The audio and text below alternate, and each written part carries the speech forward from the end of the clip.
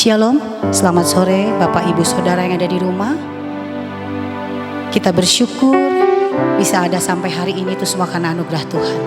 Mari sama-sama kita siapkan hati kita untuk mengikuti ibadah renungan tengah minggu pada sore hari ini.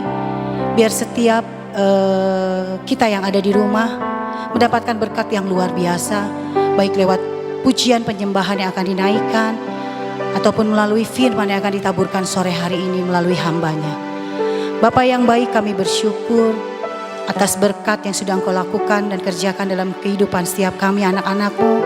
Dimanapun kami berada saat ini Tuhan, Engkau memberkati kami, Engkau menguduskan kami Tuhan, Engkau tetap menjagai kami dari hari ke sehari Tuhan.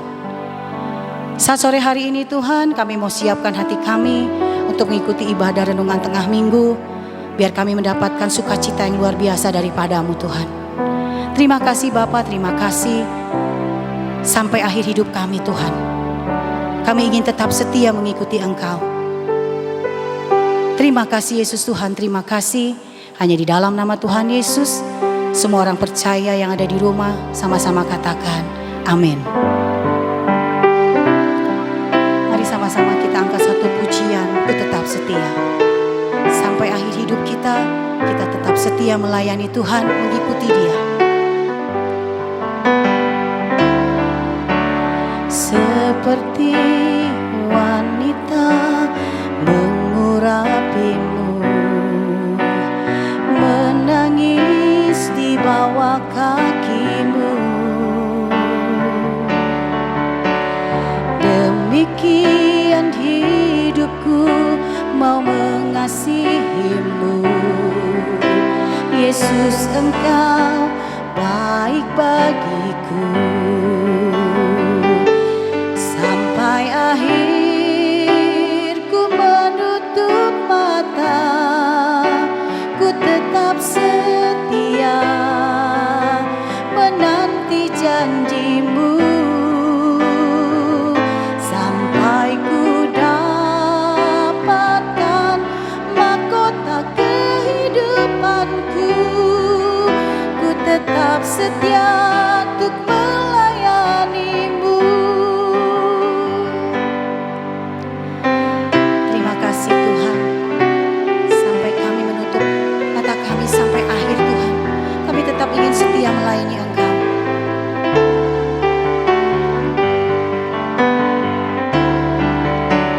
Seperti wanita mengurapimu, menangis di bawah kakimu. Demikian hidupku mau mengasihimu. Yesus, Engkau baik bagiku. Sampai akhir ku menutup mata, ku tetap setia menanti janji-Mu. Sampai ku dapatkan mahkota kehidupanku, ku tetap setia untuk melayani-Mu. Sampai akhir ku menutup mata, ku tetap setia menanti janji-Mu.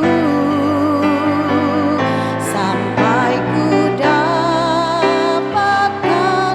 mahkota kehidupanku, ku tetap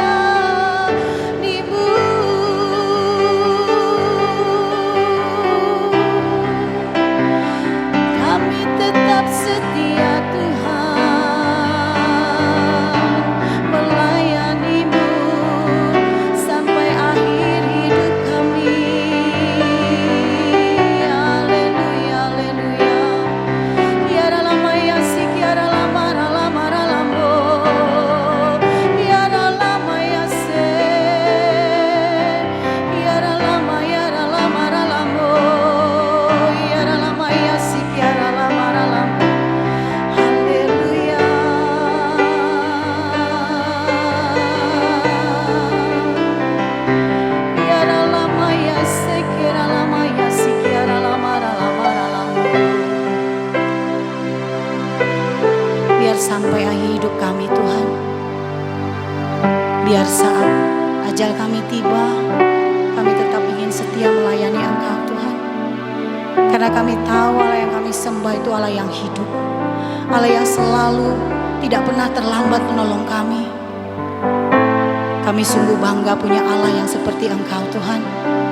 Kalau kami masih bisa dikasih kesempatan untuk melayani Engkau sampai hari ini Tuhan, menikmati berkat-berkat-Mu yang luar biasa sampai hari ini, itu semua karena anugerah-Mu yang besar bagi kami Tuhan. Kami bangga memiliki Allah yang seperti Engkau. Kami bangga menjadi anak-anak-Mu Tuhan, pewaris tahta kerajaan Allah. Terima kasih Yesus Tuhan, terima kasih. Kalau sebentar kami akan mendengarkan kebenaran firman Tuhan. Biar setiap apa yang ditabur lewat hamba-Nya menjadi rema dalam kehidupan setiap kami. Roh Kudus, Kau yang ambil alih semuanya.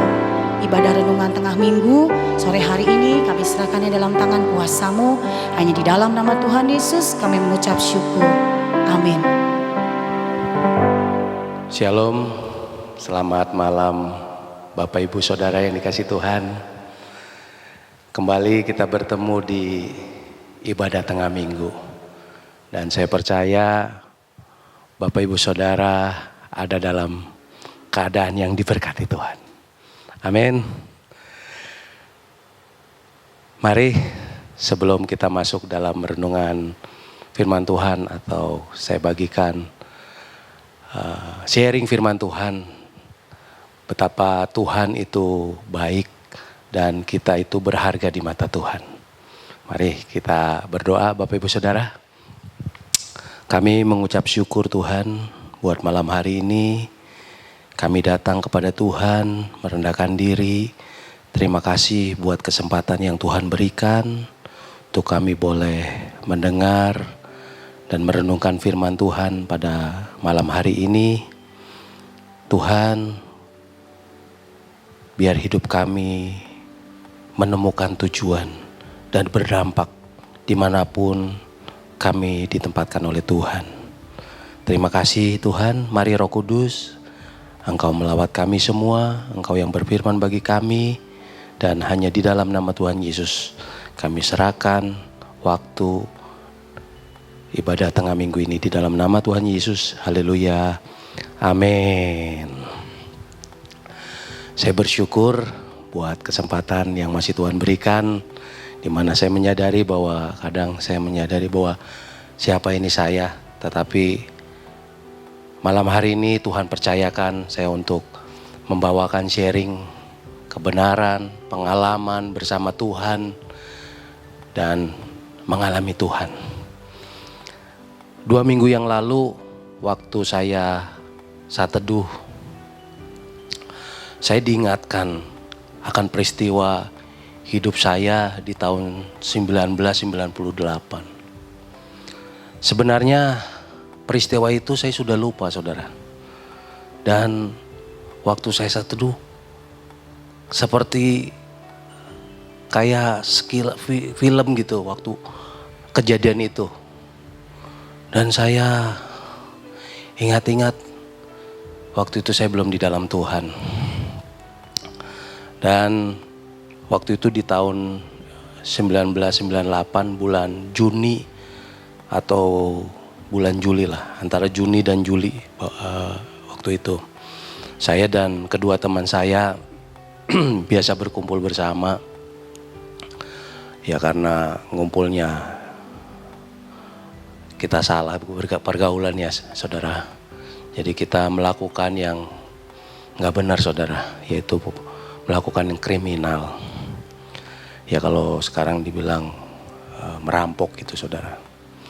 Dan waktu itu kejadiannya malam hari, kita bertiga melakukan itu. Dan setelah kita dapat yang kita cari, ya barang yang kita ambil, kita langsung jual dan kita bagi dan kita berpisah. Dan beberapa lama, sekitar 2-3 hari, saya nggak tahu ya, 2 teman saya itu ketangkep dan 1 orang yang belum ketangkep yaitu saya. Jadi saya menjadi DPO. Dan waktu itu saya mulai jadi kabur-kaburan saudara. Waktu itu saya sedang berkumpul dengan teman saya ya di daerah teman saya ya waktu itu ya. Jadi saya lagi ngobrol, ada teman saya datang dari arah jalan raya ngomong sama saya, kamu lagi dicariin. Cariin siapa? Ada polisi nyari kamu. Hah? Jadi saya langsung masuk ke gang yang di situ cari selamat saudara. Dan akhirnya waktu itu saya meneruskan perjalanan saya dalam keadaan kabur itu ya saudara. Jadi saya lari, waktu itu pagi hari saya lari ke Brebes. Dan di Brebes saya bingung saudara. Ya karena saya nggak megang uang waktu itu. Karena uang yang waktu kita bagi itu kan habis. Jadi waktu itu nggak megang uang, udah mau ngapain, udah takut segala macam saudara. Karena ya kelakuan saya sendiri. Kelakuan saya sendiri yang salah. Nggak tahu kenapa saya ketemu teman saya itu di stasiun Brebes. Nggak akrab, saya kenal dia nggak akrab. Namun setelah itu saya ketemu, saya ngobrol sebentar, saya bilang begini-begini. Dia bantu saya saudara, dia bantu saya kasih sangu untuk saya meneruskan ke Jakarta. Dan waktu dari Brebes saya meneruskan ke Cirebon, sampai akhirnya saya ke Jakarta. Dan sampai di daerah Jakarta, di stasiun kota itu malam hari saudara. Saya tidur di emperan, lalu saya bangun sekitar jam 7, saya cari toilet, cuci muka. Dan memang dikasih uang gak seberapa ya, dari Brebes sampai Cirebon ya habis. Dan waktu itu saya tujuan ada ke rumah teman. Jadi waktu itu masih SMP, sahabat saya ada di Jakarta di daerah Kapuk Muara. Saya mau ke sana, tapi udah nggak punya ongkos. Jadi saya jalan dari stasiun kota itu, jalan sampai daerah Fathahila, sampai ke daerah Jalan Kopi. Itu saya jalan, saya bingung mau ngapain ini. Jalan kan jauh dari situ mau ke daerah Kapuk Muara. Tapi pas saya ada di jembatan mau ke Jalan Kopi itu, ada orang memanggil nama saya. Bud, wah saya bahagia banget, saya seneng banget saudara. Di tengah-tengah istilahnya udah putus asa, kita gak punya apa-apa, mau jalan ke rumah teman saya. Ada orang mengenal saya, ternyata dia supir angkot. Saya kenal dia waktu itu 2 tahun yang lalu ya, saya kenal dia. Dan emang gak akrab, namun bisa menjadi pertolongan waktu itu ya. Jadi saya dipanggil, ayo ikut. Nah itu dia bawa angkot jurusan kota sampai Grogol. Saya ikut sama dia, muter-muter sambil ngobrol ngalor ngidul. Akhirnya saya dikasih sangu, saya dikasih makan, dan akhirnya saya bisa nyampe ke teman saya yang di Kapuk. Jadi dari cerita ini saya menyadari ternyata Tuhan punya rencana dalam hidup saya. Waktu itu saya orang berdosa, waktu itu saya bodoh lah, pengangguran, hidupnya meresahkan orang. Namun dalam pengalaman ini saya waktu saat teduh itu saya disadarkan bahwa engkau berharga di mataku. Dan Tuhan punya rencana dalam hidup saya. Amin Bapak Ibu Saudara. Nah dari peristiwa itu saya sadar. Dan akhirnya bertemu dengan teman saya. Akhirnya saya bisa meneruskan jadi sambil waktu itu ya karena belum mengenal Tuhan ya, waktu itu saya kabur, akhirnya mendapatkan pekerjaan, ya serabutan, bisa meneruskan hidup. Dan sampai akhirnya saya lari ke kota Bandung dan saya diselamatkan. Dari peristiwa yang Tuhan ingatkan itu, saya menyimpulkan Tuhan punya rencana dalam hidup saya. Dan bahwa hidupmu berharga di mata Tuhan. Hidup saudara berharga di mata Tuhan. Mari sebelum kita masuk, kita baca, kita simak firman Tuhan yang terdapat di Yohanes 13 ayat 16. Mari kita sama-sama simak dan kita baca firman Tuhan.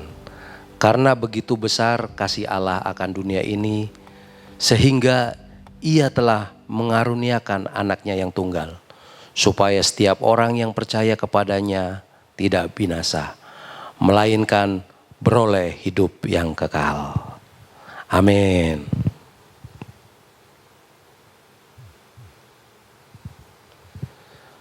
Begitu berharganya Bapak, Ibu, Saudara, dan saya di mata Tuhan, sehingga Allah Bapa mau mengaruniakan anaknya yang tunggal, supaya kita tidak binasa.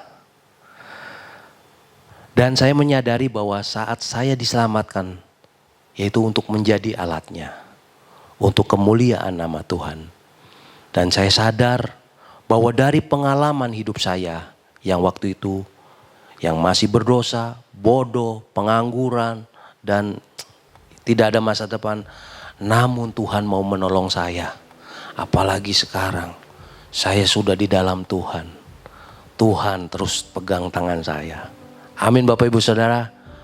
Yohanes 3 ayat 16 pegang itu.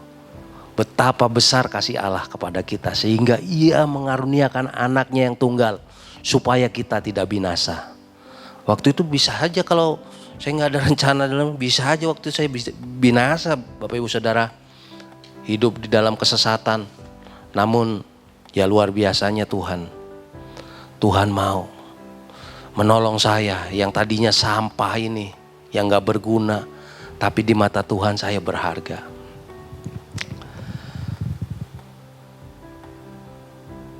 Saya percaya bahwa kita mempunyai pengalaman hidup yang berbeda-beda di dalam Tuhan, supaya kita sadar bahwa hidup kita berharga.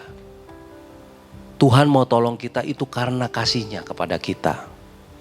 Jadi malam hari ini yang merasa tidak berharga, sadar bahwa engkau berharga di mata Tuhan. Tuhan punya rencana indah dalam hidup kita semua. Amin. Ya saya sih jadi kalau ingat itu, jadi saya bangga sama Tuhan dan saya terpesona, kagum. Tuhan, saya yang sampah ini dulu, ya dulu saya kalau ngumpul sama teman, mereka yang lagi ngumpul gitu datang saya, jadi mereka tidak bersuka cita. Karena apa? Ya meresahkan orangnya. Namun Tuhan bisa melihat saya berharga di mata Tuhan. Ya itulah yang saya mau sampaikan pada malam hari ini. Kiranya renungan firman pada malam hari ini boleh memberkati kita semua. Dan sekali lagi saya tekankan, yang malam hari ini yang merasa dirinya tidak berharga, sadarlah bahwa engkau berharga di mata Tuhan. Jangan pernah menyerah. Ada pengharapan di dalam Tuhan. Ada ada mujizat. Gak ada yang mustahil bagi Tuhan. Orang yang tadinya sampah bisa dijadikan emas oleh Tuhan. Amin. Mari kita berdoa.